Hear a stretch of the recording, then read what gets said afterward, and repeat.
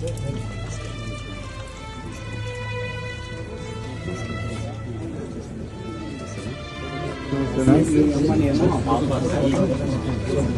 పాపనేమో వాళ్ళ పెద్ద sister.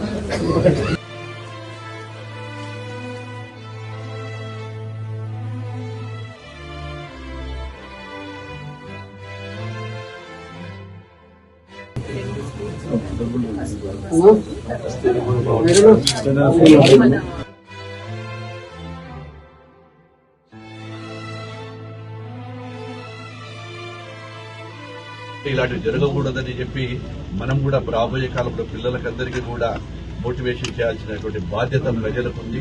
Electronic media వారికి, ప్రింట్ మీడియా వారికి కూడా బాధ్యతలు ఉన్నాయి. చాలా మంది కొన్ని పత్రికలు రాశారు ఏదో ఇక్కడ రాలేదు వారు రాలేదు అని.